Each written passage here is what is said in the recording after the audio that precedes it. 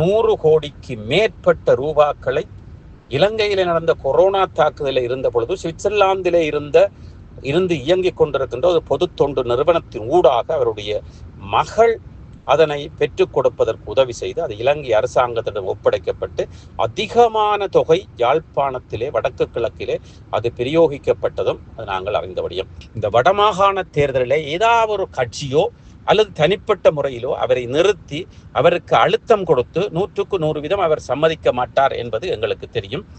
இருந்தாலும் கூட நீங்கள் அழுத்தம் கொடுத்து அவரை அந்த வடமாகாணத்துக்கு முதலமைச்சராக ஒரு முறை நியமித்தால் அவர் தன்னுடைய சொந்த பணத்திலேயே பல விடயங்களை செய்யக்கூடிய நபர்.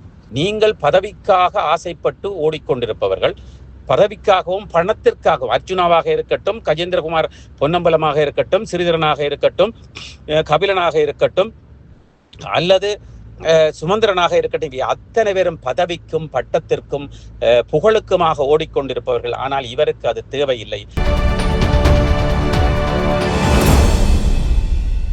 வணக்கம் லங்காபூர் ஊடக நேயர்களே, மீண்டும் ஒரு சிறப்பு செய்தியோடு, யாழ் செய்தியோடு, இலங்கை செய்தியோடு இலங்கையர்.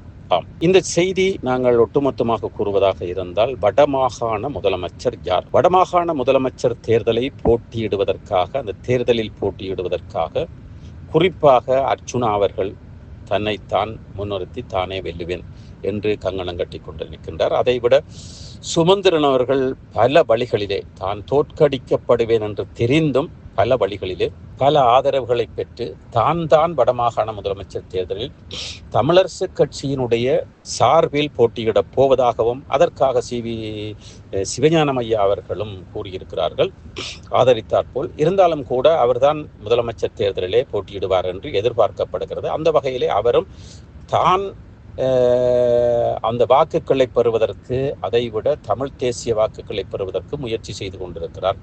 அந்த தமிழ் தேசிய வாக்குகளை பெறுவதற்கு முயற்சி செய்கின்ற பொழுது முன்னாள் போராளிகள், அதாவது கஜேந்திரகுமார் பொன்னம்பலம் குழு மற்றும் தமிழரசு கட்சியிலே இருக்கின்ற ஸ்ரீதரன் குழுவினால் நிராகரிக்கப்பட்ட முன்னாள் போராளிகள், சந்திரகுமார் அவர்களுக்கு ஆதரவு செலுத்தி கொண்டிருப்பவர்கள், ஆதரவு செலுத்தாதவர்கள், அதிருப்தியாளர்கள், ஸ்ரீதரனுக்கும் அர்ச்சுனாவிற்கும் மற்றும் கஜேந்திரகுமாருக்கும் அதிருப்தியான அந்த முன்னாள் போராளிகளும் ஒரு சிலர் அழைக்கப்பட்டு ஒன்று கூடல் நூடாக அவர்கள் ஆதரவு செலுத்தி கொண்டிருப்பதாக கூறப்படுகிறது.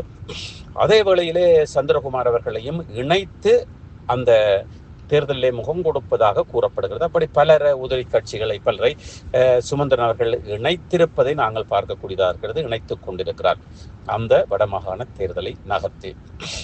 அதைவிட ஒரு சிலரால் முன்மொழியப்படுகின்ற இளம் செழியன் ஐயா அவர்கள், இளைப்பாறிய உயர் நீதிமன்ற நீதிபதி இளஞ்செழியன் ஐயா அவர்களும் முன்மொழியப்பட்டு கொண்டிருக்கிறார். அவர் கடைசி வரையும் இந்த வடமாகாண முதலமைச்சர் தேர்தலில் எந்த கட்சிக்கும் சார்பாக வருவதாக உத்தேசங்கள் இல்லை, அதற்கான அறிகுறிகளோ வாசனையோ இல்லை. காரணம், அவர் வந்தாராக இருந்தால் அவர் செய்து ஆற்றிய இந்த சேவைகள் அனைத்தும், இளஞ்செழியனையாவிற்கு இருக்கின்ற உலகளாவிய ரீதியில் இருக்கின்ற பெயர் அனைத்தும் அளிக்கப்படும் இந்த அரசியலுக்குள் வந்தார். அது 100க்கு 1000 மடங்கு உண்மையான விடயம். சரி, அது ஒரு புறம் இருக்க. அடுத்து என்பிபி கட்சியை பொறுத்தவரையிலே, என்பிபி கட்சியும் கபிலன் என்கின்ற ஒருவரை முதலமைச்சராக நியமிக்கின்ற சூழலிலே அந்த அவர்களுடைய நகர்வுகள் சென்று கொண்டிருக்கின்றன. சரி, இவை இத்தனையும் இப்படி இருக்கின்ற பொழுது கஜேந்திரகுமார் பொன்னம்பலத்தினுடைய பக்கத்திலே சில வேளைகளில் கஜேந்திரன் அவர்கள் கூட நிறுத்தப்படலாம், அல்லது வேறு யாரையாவது அழைத்து அவர்கள் நிறுத்தலாம். பொதுவாக பொதுமக்கள் ஏற்கக்கூடிய ஒருவரை, இளஞ்செழியன் ஐயாவை போன்றவர்களை. இந்த வகையிலே இந்த இடையிலே ஒரு அரசல் புரசலான ஒரு கதை அடிபட்டு கொண்டிருக்கிறது. யாழ்ப்பாணத்திலே மிகவும் பிரபல்யமான, தன்னுடைய சொந்த பணத்திலே 3000 கோடிகளுக்கு மேல் தன்னுடைய வியர்வை, அதாவது வெளிநாட்டிலே தான் உழைத்த பணத்திலேயும் தான் உள்நாட்டிலே யாழ்ப்பாணத்திலே டிசிடி வணிக வளாகத்தினுடைய முதல்வர், அந்த தொழிலதிபர், அந்த அறக்கட்டளை டிசிடி அறக்கட்டளையினுடைய அந்த உரிமையாளர் தியாகி ஐயா அவர்களை முன்னிறுத்தப் போவதாக ஒரு சிலர் பேசிக்கொண்டிருப்பதாகவும் கூறப்படுகிறது. அது எந்த கட்சியினூடாக அவர் முன்னிறுத்தப்பட போகின்றார், அது எவ்வளவு தூரம் உண்மை என்பதை நாங்கள் நிரூபிக்க முடியாமல் இருக்கிறது. இருந்தாலும் கூட அவரை ஒரு கட்சி, சரியான ஒரு கட்சி, ஆனால் அவர் அனைத்து கட்சிகளின் பின்னால் போகின்ற ஆளும் இல்லை. சில வேளைகள் அவர் நிராகரித்து விடுவார். அவர் ஒரு நேர்மையாக செல்ல வேண்டும், மற்ற மக்களுக்கு உதவி செய்ய வேண்டும், தொடர்ந்து உதவி செய்ய வேண்டும், தன்னுடைய சொந்த பணத்தில் உதவி செய்ய வேண்டும் என்று செய்து காட்டி செய்து கொண்டிருக்கின்ற ஒரு நபர். இடையிலே ஒரு சில துன்பியல் சம்பவங்கள், ஒரு சில ஊடகத்தினுடைய வியாபாரத்திற்காக அவர் சில வேளைகளில் அவருடைய மனம் சிதைக்கப்பட்டிருந்தாலும் கூட அது உடையாத கண்ணாடியாக இப்பொழுதும் இருந்து கொண்டிருக்கிறது. அவர்கள் உடைத்த கண்ணாடியை உடைத்ததற்போல் அவருடைய மனதை உடைக்கலாம் என்று நினைத்த அந்த ஒரு சில ஊடகங்கள் அந்த விலை போகின்ற அந்த அரசாங்கத்துக்கு கூலியாக இயங்குகின்ற அந்த ஒரு சில அற்பமான சில செய்திகளையும் சில தேவையற்ற இணையதளங்களை நடத்தி கொண்டிருக்கின்ற, மறைமுகமாக நடத்தி கொண்டிருக்கின்ற அந்த ஊடகத்தினால் அவரை வீழ்த்தலாம் என்று நினைத்தார்கள். வீழ்த்த முடியவில்லை. சரி, அது ஒரு புறம் இருக்க, 3000 கோடிக்கு மேற்பட்ட தொகையை அவர் இலங்கையிலே இருக்கின்ற ஒவ்வொரு அனர்த்தத்தின் பொழுதும், ஒவ்வொரு வேளைகளிலும், ஒவ்வொரு நாளும் உலகத்திலே எந்த ஒரு வணிக வளாகத்திலேயோ எந்த ஒரு உதவி தொண்டு நிறுவனமோ ஒவ்வொரு நாளும் அந்த கொடை வழங்குகின்ற வழக்கம் உலகத்திலே இல்லை.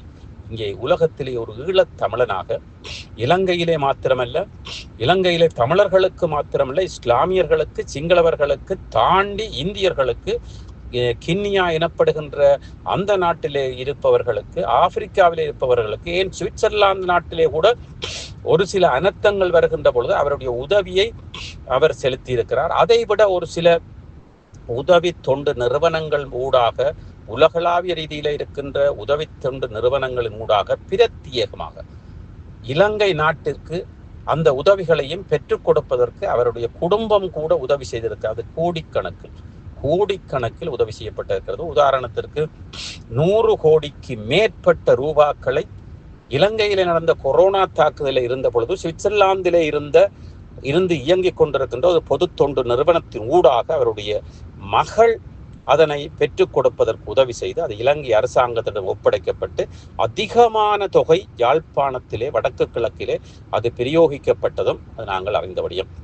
அதைவிட பல வகையிலே அவர் உதவி செய்து கொண்டிருக்க, படிப்பவர்களுக்காக இருக்கட்டும், ஒரு ஈமை சடங்குகளாக இருக்கட்டும், அல்லது மீனவர்களுக்காக இருக்கட்டும், ஒரு ஈமை கிரிகைகளாக இருக்கட்டும், ஒரு பிறந்த நாளாக இருக்கட்டும், ஒரு வறுமையானவர்களாக இருக்கட்டும், கிட்னி மாற்றுவதாக இருக்கட்டும், படிப்புக்காக இருக்கட்டும், பாடசாலை அந்த பெண் ஆசிரியர்களுக்காக இருக்கட்டும், ஆட்டோ டிரைவர்களுக்காக இருக்கட்டும், அவருடைய ஊழியர்களாக இருக்கட்டும், இப்படி பல வகையிலே, கோவில்களுக்காக இருக்கட்டும், இப்படி பல வழிகளிலே அவர் பல இடங்களிலே உதவி செய்து கொண்டு வந்து கொண்டிருக்கிறார். தன்னை தான் சொந்த பணத்திலே உதவி செய்து கொண்டிருக்கின்ற உலக பிரசித்தி பெற்ற ஒரு கொடையாளல் என்று கூற வேண்டும். அதாவது இங்கே இன்னொரு விடயத்தை கூறலாம். அவர்தான் விசு அவர்கள் நடத்திய அரட்டை அரங்கத்திலே முதல் இந்தியாவிலே பெரும் தொகையை கொடுத்து அந்த சபையிலேயே டொனேஷன் செய்கின்ற அந்த ஒரு கலாச்சாரத்தை அறிமுகப்படுத்தியவர். அப்படி பல விடயங்கள் அவர்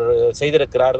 இந்தியாவிலே இருக்கின்ற அகதி முகாமிலே அகதி மாலுக்கு எத்தனையோ தடவைகள் சென்று பொருட்கள் கொடுத்திருக்கிறார். அதைவிட இந்தியாவிலே இருக்கின்ற மக்களுக்கு கூட, ஏழை மக்களுக்கு கொடுத்திருக்கிறார். இப்படி உலகளாவிய ரீதியிலே அவருடைய உதவி இருக்கின்றது. அந்த வகையிலே நாங்கள் பார்க்கின்ற போது சுமந்திரன், அர்ச்சுனா மற்றும் கஜேந்திரகுமார் பொன்னம்பலம், ஸ்ரீதரன் மற்றும் இளஞ்செழியன், இப்படியானவர்களை தாண்டி வடமாகாண முதலமைச்சருக்காக நியமிக்கக்கூடிய, மக்களால் நியமிக்கப்பட வேண்டிய மக்கள் சேவை மேலும் நடக்க வேண்டுமா, இந்த தியாகி ஐயா அவர்களை இந்த வடமாகாண தேர்தலில் ஏதாவது ஒரு கட்சியோ அல்லது தனிப்பட்ட முறையிலோ அவரை நிறுத்தி அவருக்கு அழுத்தம் கொடுத்து 100க்கு 100% அவர் சம்மதிக்க மாட்டார் என்பது எங்களுக்கு தெரியும்.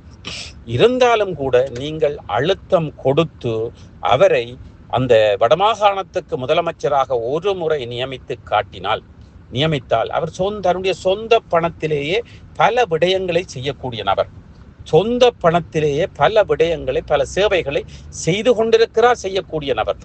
அந்த வகையிலே இந்த மற்றைய வேட்பாளர்களை விட அந்த வடமாகாண தேர்தலிலே வந்து செய்வோம், அப்படி செய்வோம், அரசாங்க பணத்தில் செய்வோம் என்பதை விட 100க்கு 1000 மடங்கு தேவைப்படுகின்ற மக்களால் தெரிவு செய்யப்பட வேண்டிய, தெரிவு செய்யப்படக்கூடிய அந்த அருகதை உள்ள அந்த சாடிக்கு இந்த மூடிதான் அளவு என்று பார்க்கக்கூடிய வடமாகாண மக்கள் தேர்வு செய்ய வேண்டியவர் தியாகி ஐயா அவர்கள் என்பதை லங்காபோர் ஊடகம் முன்வைக்கின்றது. ஊடகவியலாளர்களே, நீங்களும் உங்களுடைய கருத்துக்களை, சதி தவறு, அவரை நியமிக்கலாமா இல்லையா, ஏன் நியமிக்கலாம், ஏன் நியமிக்க கூடாது என்பதை அலசி அவரை நியமிப்பதற்காக அல்லது நீங்கள் நியமிப்பது தவறு என்பதற்காக உங்களுடைய செய்திகளை உங்களுடைய தளங்களிலே ஏற்றுமாறு லங்காபோர் ஊடகம் பூனைக்கு மணி கட்டி இருக்கிறது. தொடர்ந்தும் உங்களுடைய சேவை மக்களுக்கு தேவையாக இருந்தால், இந்த தியாகேந்திரன் ஐயாவுடைய சேவை உங்களுக்கு தேவையாக இருந்தால், மக்களுக்கு தேவையாக இருந்தால், மக்களுக்கு போக வேண்டுமாக இருந்தால், இந்த வடமாகாண முதலமைச்சர் தேர்தலிலே போட்டியிடுகின்ற அத்தனை பேரும் ஒன்று கூடி நாங்கள் தியாகேந்திரன் ஐயா, தியாகி ஐயா அவர்களை முன்னிறுத்துகின்றோம், நாங்கள் அனைவரையும் சம்மதிக்கின்றோம் என்று கூறுவீர்களா? நீங்க செய்ய மாட்டீர்கள். காரணம், நீங்கள் பதவிக்காக ஆசைப்பட்டு ஓடிக்கொண்டிருப்பவர்கள். பதவிக்காகவும் பணத்திற்காகவும், அர்ஜுனாவாக இருக்கட்டும், கஜேந்திரகுமார் பொன்னம்பலமாக இருக்கட்டும், சிறிதரனாக இருக்கட்டும், கபிலனாக இருக்கட்டும், அல்லது சுமந்திரனாக இருக்கட்டும், அத்தனை பேரும் பதவிக்கும் பட்டத்திற்கும் புகழுக்குமாக ஓடிக்கொண்டிருப்பவர்கள். ஆனால் இவருக்கு அது தேவையில்லை. இவருக்கு மிதமிஞ்சி அந்த பதவி, பணம், பட்டம், புகழ் அனைத்தும் இருக்கிறது. இலங்கையில் மாத்திரமல்ல, இலங்கை அரசாங்கத்தில் மாத்திரமல்ல, இந்திய அரசில் கூட அவருக்கு பெரும் புகழ் பெயர் இருக்கிறது. ஒரு நற்பெயருடைய, ஒரு சுத்தமான கரத்தை, ஒரு கொடை வள்ளலனை ஒரு மாகாணத்திற்கு, வடமாகாணத்திற்கு முதலமைச்சராக ஆக்குவதனால் யாழ்ப்பாணம் கொடுத்து வைத்திருக்க வேண்டியது. முடிந்தால் செய்து பாருங்கள், நிச்சயமாக யாழ்ப்பாணத்துக்கு ஒரு விடிவு பெறும். டிசிடி தியாகி அவர்களை வடமாகாண முதலமைச்சராக ஆக்குகின்ற அந்த நடவடிக்கை நிச்சயமாக அனைத்து வேட்பாளர்களும், எந்த கட்சியாக இருக்கட்டும், எந்த சுயேட்சை கட்சியாக இருக்கட்டும், அனைவரும் ஒன்றிணைந்து டிசிடி தியாகி அவர்களை வடமாகாண முதலமைச்சராக ஆக்கினால் நிச்சயமாக ஒரு வடமாகாணத்திற்கு ஒரு விடிவு காலம் ஏற்படும் என்பது லங்காபோர் ஊடகத்தினுடைய கருத்து. நன்றி, வணக்கம். இலங்கை லங்காபோர் ஊடகம். சுவிட்சர்லாந்துல வீடு வாங்க போறீங்க, இல்ல ஆல்ரெடி உங்களுக்கு அங்க வீடு இருக்குன்னா இந்த வீடியோ உங்களுக்காக தான். ஸோ ஸ்கிப் பண்ணாம ஃபுல்லா பாருங்க. ஒரு மனிதனுக்கு வீடு அப்படிங்கிறது ரொம்பவே அத்தியாவசிய தேவை. அத்தியாவசிய தேவைகள்ல முக்கியமான பங்கு வகிக்கிறதே இந்த வீடு தான். ஸோ அப்படி வீடு வாங்குறது, விற்கிறது, இது சம்பந்தமா உங்களுக்கு இருக்கிற நிறைய ப்ராப்ளத்துக்கு சொல்யூஷன் தர ஒரே இடம் தான் உங்கள் செல்வாசக். Your future our vision. இப்போ சுவிட்சர்லாந்துல வீட்டோட வட்டி விகிதத்துல நல்ல மாற்றம் வந்திருக்கு, நிறைய குறைஞ்சிருக்கு. ஸோ நீங்க ஏதாவது அக்ரிமெண்ட் போட்டு வச்சிருக்கீங்கன்னா இப்பவே அதை ரெனிவல் பண்ணி மாற்றி வச்சுக்கிட்டீங்கன்னா உங்களுக்கு நிறைய ப்ராஃபிட்ஸ் இருக்கும். ஸோ இது சம்பந்தமா உங்களுக்கு ஏதாவது அப்டேட்ஸ் வேணும், இந்த மாற்றத்துல உங்களுக்கு ஏதாவது டவுட் இருக்கு அப்படின்னா மறக்காம ஸ்கிரீன்ல தெரிய நம்பருக்கு கால் பண்ணுங்க. சுவிட்சர்லாந்துல நீங்க வீடு வாங்கணும், இல்ல வீடு விற்கணும், அந்த மாதிரி ஏதாவது உங்களுக்கு தேவைகள் இருந்தா மறக்காம எங்களை காண்டாக்ட் பண்ணுங்க. உங்களோட எல்லா தேவைகளையும் உங்க ஃபேமிலியில ஒரு மெம்பரா இருந்து நாங்க பார்த்து பண்ணி கொடுப்போம். இது உங்கள் செல்வாசக். இச்செய்திகளுக்கு பிரதான அனுசரணை செல்வாசோக் இமோபிலியன், சுவிஸ் நாட்டில் முன்னணி நிறுவனம்.